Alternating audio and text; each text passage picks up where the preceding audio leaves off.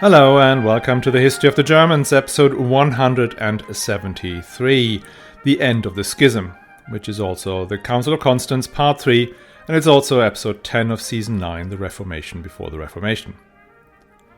We have talked about church reform for almost 4 years. The Council of Constance talked about church reform for about the same amount of time. And Luther will talk and write about church reform until he did no longer believe the church could be reformed. But what is church reform, or more specifically, what did the delegates in Constance mean when they debated church reform? Why did they fail to implement much, even though they held off electing a pope and the voting system was very much set in favour of the national churches and against central papal authority?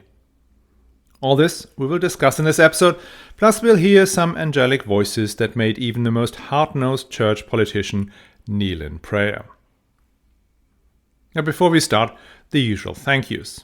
I will be brief because Christmas is coming up and all you need to do is tell your loved ones that what you really, really want is two things. First, an advertising-free podcast, and second, another year without Dirk singing O Tannenbaum. And we should all be eternally grateful to William M., Jen, Philip H., Thomas C., Linus D.P., and Bo W., who are so valiantly protecting us against these evils. And with that, back to the show. Now, last week we talked about what the 20 to 30,000 delegates at the General Council of the Church in Constance did once they had realized they would be marooned in cramped bedsits in a small German town for the foreseeable future. The week before, we discussed why they had come there in the first place. And this week we will discuss why they stayed there for so long. Because that seems at first glance unnecessary. The council's work could have been wrapped up quickly, with delegates returning home after having resolved the most pressing disputes. Just look at the timeline. The council started in November 1414, and 10 months later, by the end of September 1415, one of the competing popes was deposed, another one had retired, and the third one had made clear he would never ever resign. The natural next step would have been to depose the last holdout, then elect a new pope, one that would be universally recognized, and thereby bring the Great Western Schism to its much-desired end. But they did not do that before late autumn 1417. That would have been 2 years after the failed meeting in Perpignan with Pope Benedict XIII. For all these 2 years, there was no widely recognized pope. So, why leave the church without a lead? This was still the Middle Ages, and leaving a major center of power, a kingdom, a principality, or major bishopric, without its head was a deeply worrying state of affairs. These hierarchical institutions needed someone at the top who made all the decisions. Otherwise, they simply did not work. So if the General Council left the Holy Mother Church rudderless for such a long time, they needed a very good reason to do that. And that reason was that they wanted to kick off long overdue reform of the church. Not that I'm counting, or well, actually I am counting. I'm counting the word reform, and it had appeared 322 times in the show so far. And even that barely does justice to its importance. It's not unreasonable to say that for the 500 years before 1400, whoever controlled the process of church reform controlled Western Europe. From Charlemagne to Henry III, it was the emperors who led the efforts to bring the church closer to the apostolic ideal.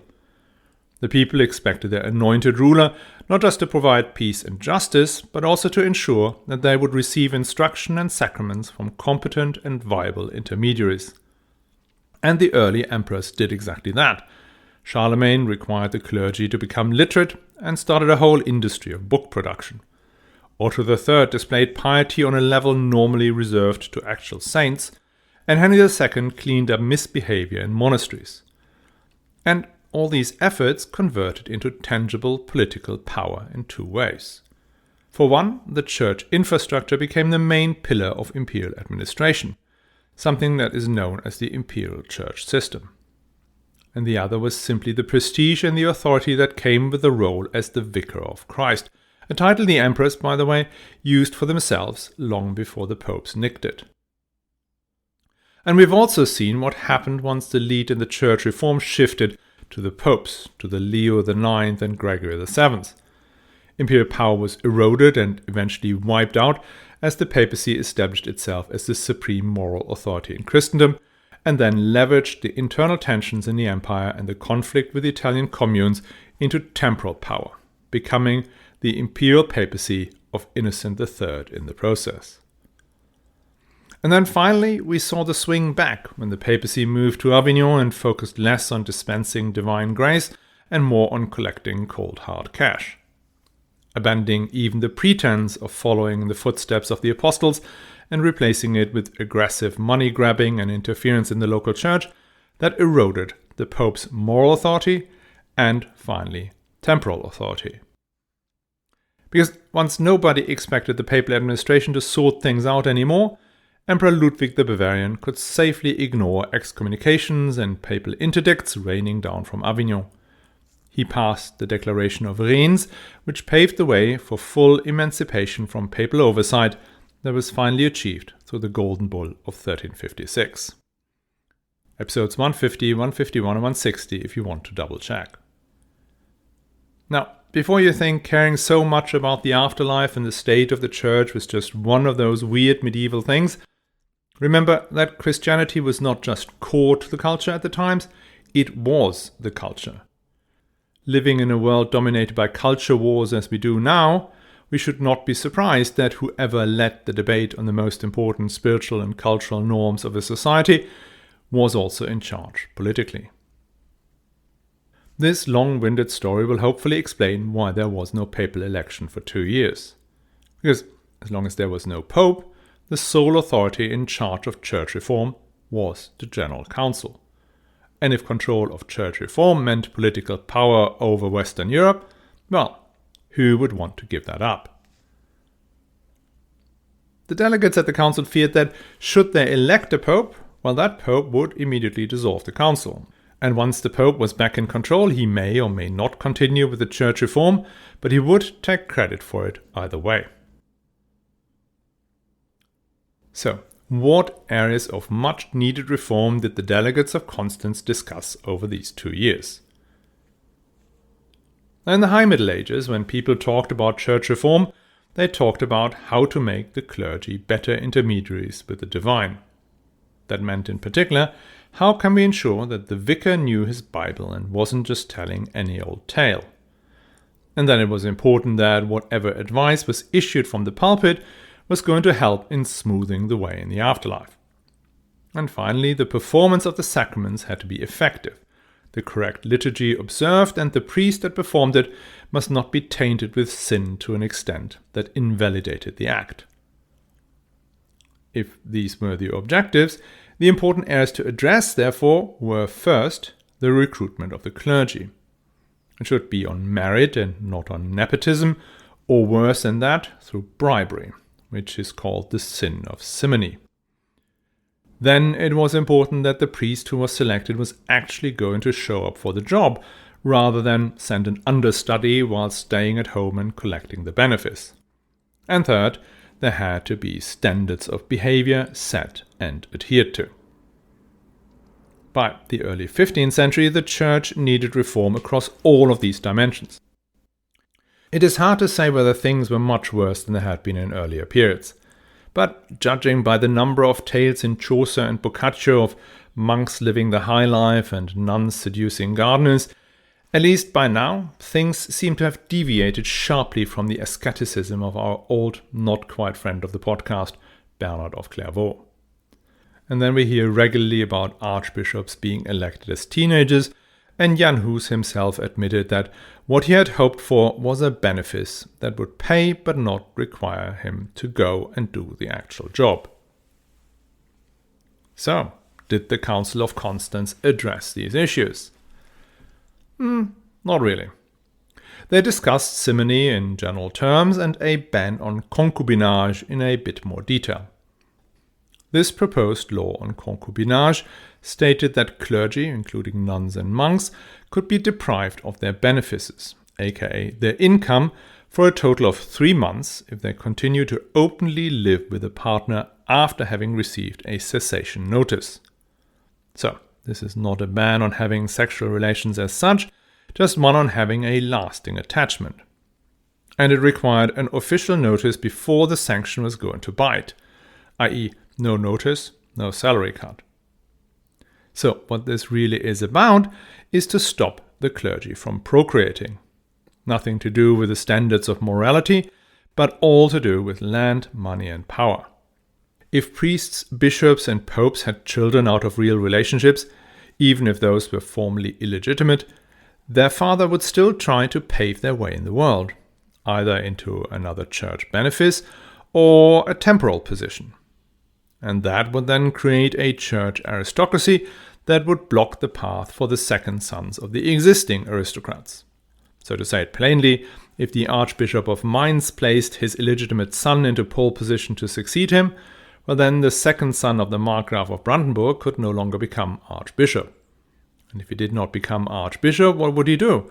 Well, he would fight his brother over the Margravate, and that would then destroy the precarious equilibrium of the empire. But what the second son of the Markgraf of Brandenburg gets up to in his bedchamber once he's Archbishop, well, who cares? He never got the job for his piety in the first place. Now, if the council did not discuss real church reform, what did they discuss? The first complex of issues they focused on was about who controlled key appointments in the dioceses and abbeys. The Avignon popes had pulled more and more decision power into the curia, a process that had enraged local cathedral chapters who were used to select their bishops and abbots amongst themselves. And they now found themselves saddled with external interlopers with good connections at the papal court. The second, probably largest topic was the question how much of the income of the local church was to be sent to Rome. In the preceding decades, popes had come up with ever more elaborate provisions. For instance, if a seat was vacant, the income was going to Rome. Once a new bishop was elected, his first-year income was going to Rome. Additional general taxes were going to Rome. The proceeds from indulgences were going to Rome. And the papal administration played the system hard, and hard for money. For example, if a bishop died, they would refuse to appoint a successor, thereby extending the period when the seat was vacant. And then, once someone was appointed after all and had given up his first-year salary, the Pope would move him to another seat, which would create one vacancy and another first salary obligation in one fell swoop. So no wonder the local church grew exasperated and refused to obey these orders, as it did in the German lands pretty much ever since Ludwig the Bavarian. And finally, there was the excessive use of excommunications and interdicts, mostly for political and sometimes even simply for debt-collecting purposes. And what do we conclude from that? Church reform at Constance was not about piety and helping the flock to ascend to heaven, but about controlling the church's vast resources and political influence. The delegates at the council were split on all these subjects. Because on the one hand, you have the bishops and abbots who were representing the interests of the local church against an overbearing central papal administration. But on the other side of the debate were the cardinals and the members of the curia, the lawyers and scribes that made up the self-same central administration and whose jobs were on the line. The princes, the representatives of the European monarchs and the Emperor Sigismund himself were backing up the local demands. They had used the weakness of the popes during the schism to establish national churches, churches they could control and that were somewhat independent from Rome. The French had moved furthest down that road, but there are other places like, for example, Bohemia, that were also quite far in the process. So, did any of these church reforms get agreed? Well, the answer to that is very little. The council could not even pass the watered-down ban on concubinage, let alone any of the far-reaching constraints on papal power.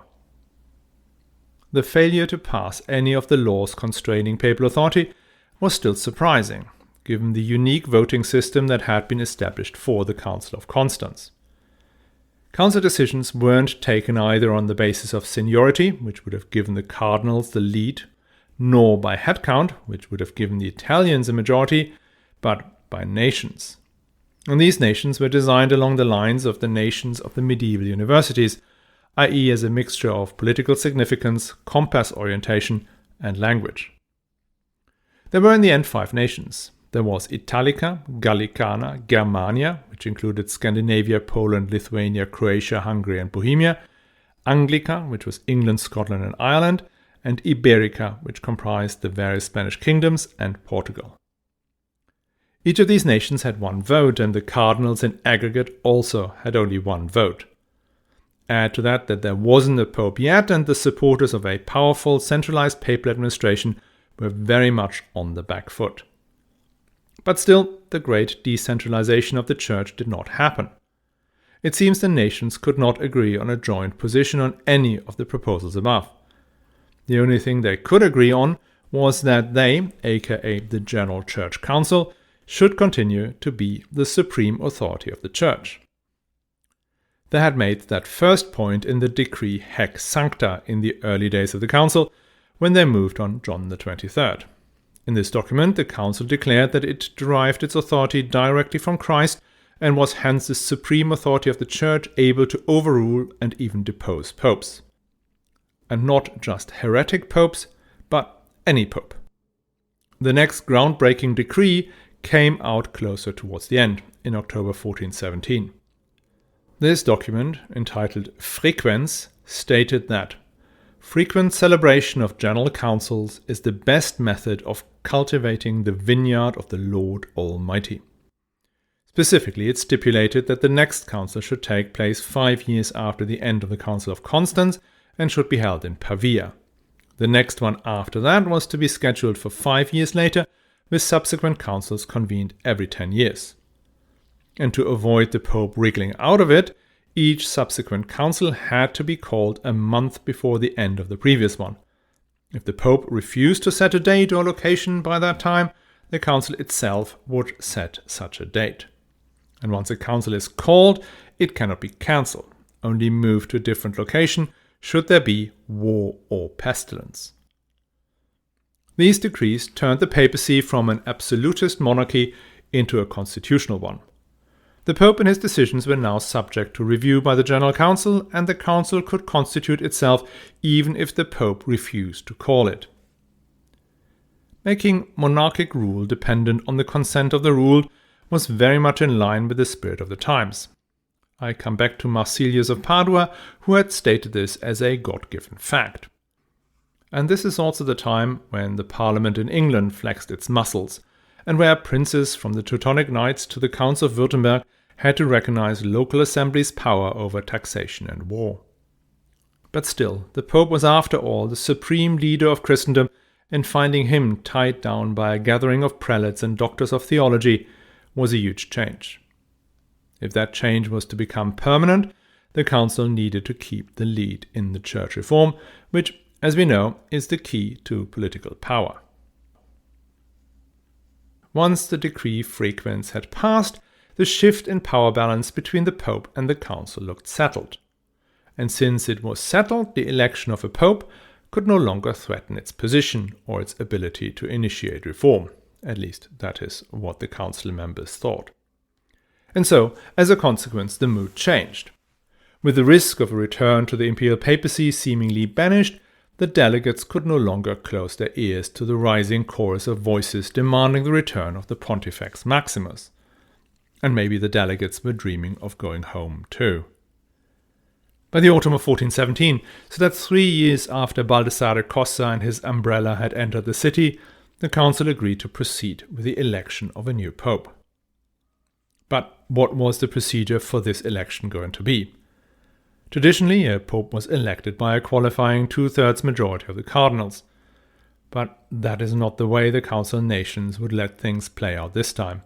If they had the right to depose a pope, well, then they should as well have the right to elect one.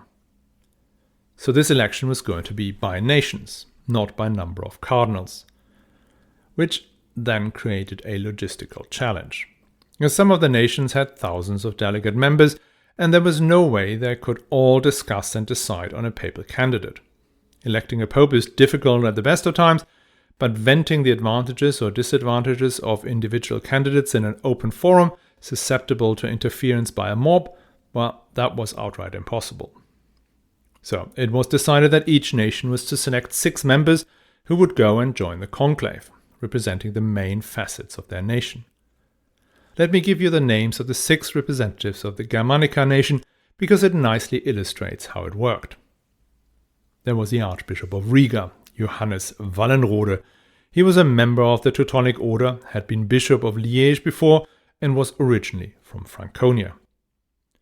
The next member was the Archbishop of Gniezno, Nicholas Traba, who led the Polish delegation. That was the same delegation that had accused the Teutonic Knights of atrocities and heresy. The third member was the Bishop Simon de Dominici from Trogir in Dalmatia. I could not find much about him, but given where his bishopric was, he was likely representing the interests of the Kingdom of Hungary. Number 4, Lambert del Sache, was a prior of a Cluniac monastery in what is today Belgium, and was a highly regarded theologian. The fifth member, Konrad Kohler von Soest, was a professor at the University of Heidelberg and had been involved in the negotiations with Benedict XIII. He had also acted as a representative of the Elector Palatinate.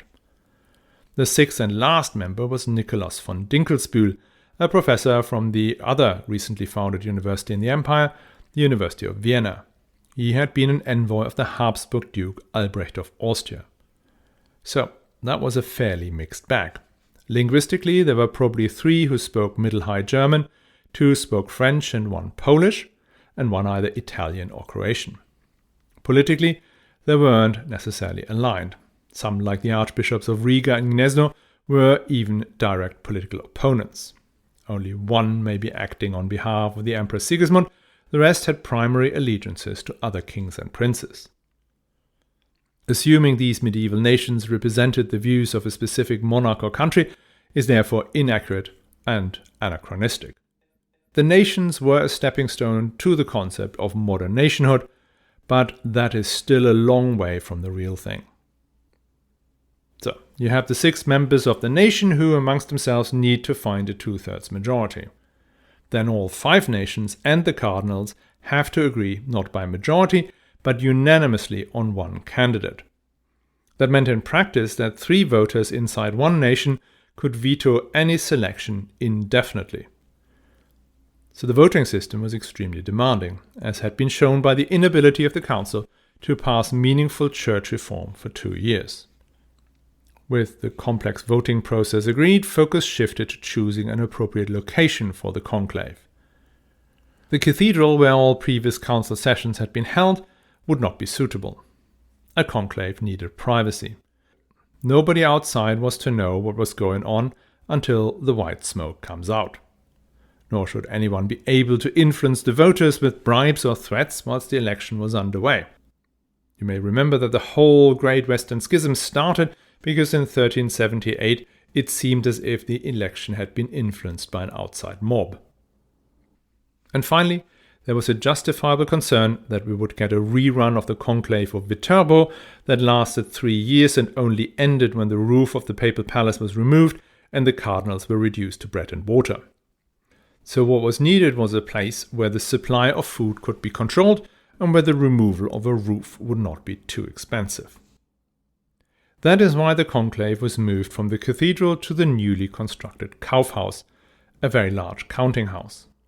The Kaufhaus was both a storage facility and a space for foreign traders to present their wares. Its doors could be locked and windows shuttered, so nobody could get in or out to smuggle food or information. The conclave began on November 8, 1417, when the 53 voters, 23 cardinals and 30 representatives of the nations, entered the Kaufhaus. After the first round of voting, it was clear the pessimists had a point. 6 names had been pulled out of the hat. Cardinal Ordone Colonna, the cardinal bishops of Ostia, Saluzzo and of Venice, the bishops of Geneva and of Winchester. The next day the list was down to 4, still Ordone Colonna, the bishops of Ostia, Saluzzo and Geneva.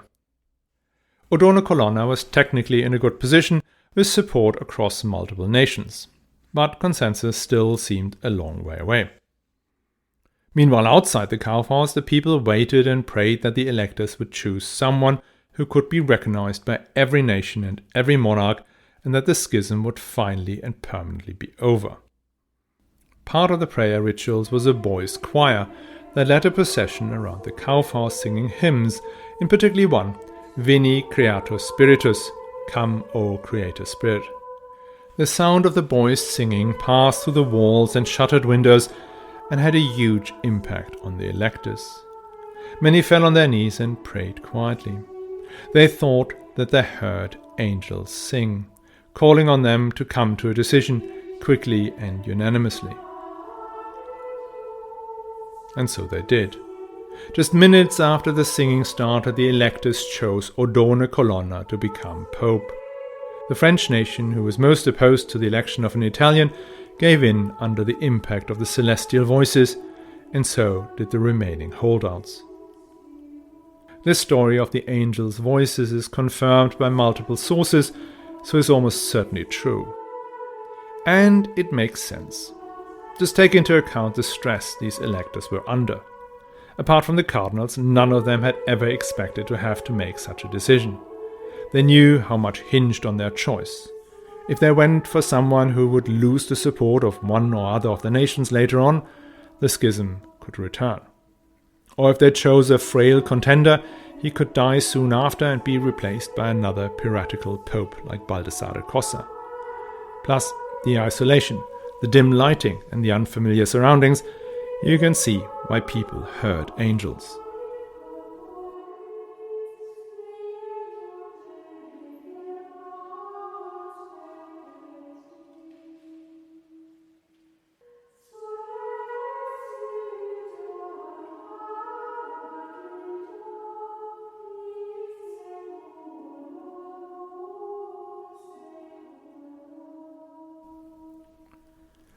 The newly elected pope took the name Martin, having been elected by divine intervention on the day of St. Martin. Choosing the name of a man famous for cutting his coat in half seems ironic for a pope tasked with uniting the church. But what do I know about papal naming traditions? And Pope Martin V did what the reform-oriented council members had always feared. He passed some half-hearted rule changes and signed concordats with some of the kingdoms present in Constance, and then called the whole thing off. He left the city on May 29, 1418 and began a 3-year-long journey to Rome. This was a possession, a taking charge of the papal lands and authority that had not happened for a long time. He travelled down the Rhone Valley and through northern Italy, re-establishing the successor to St. Peter as the sole head of the church after a long absence. Once arrived in the Eternal City, the focus of his pontificate lay more in regaining control of the Papal States and the rebuilding of the city of Rome, the Lateran Basilica and the Vatican Palace, rather than in pushing church reform. He did call a council in Pavia as promised, but moved it to Siena when plague had broken out. That council again did not pass much in terms of church reform. In line with the decrees passed in Constance, Martin V then called a next council to take place in Basel. This time he was already quite reluctant to call a council. But the Council of Basel lasted for, depending on how you count it, for 18 years, from 1431 to 1449. This was supposed to be the council that would finally bring about this long-delayed reform of the church. It was to conclude the work that had begun in Constance. But it wasn't off to a good start. On the opening day there was only one delegate in the city. It took a few months and heavy marketing by the presiding cardinals to get the ball rolling. Once there was a quorum, the council did pass a few measures to rein in on misbehaving clergy, including the famous ban on concubinage. But very quickly the political differences between the council and the pope took precedence over questions of spiritual and pastoral care. As you can imagine, the new pope, Eugene IV, who had succeeded Martin V, did not like the idea of the church as a constitutional monarchy. And in particular not if the council was actually going to pass the rules they actually wanted to pass, aka cutting the papacy off from the money back in the bishoprics and abbeys. We may or may not go into the back and forth of these debates at a later stage, as it will impact Sigismund and the Hussites. But for this episode, it's enough to point out that the relationship soured rapidly. Eugene IV asked the council to come to Florence, which some did and other members refused. The refuseniks then passed a number of ambitious reform decrees, and when this fell on deaf ears, they elected their own pope, a layman, the Count of Savoy. This antipope called himself Felix V and lasted a few years and then stepped down. The Council of Basel ended in 1449. With it, the project to turn the church into a constitutional monarchy petered out. Councils are still the congregation of the faithful and formally above the pope, but it's now in the pope's discretion whether or not to call one. And no pope calls a council unless he's 100% certain of the outcome.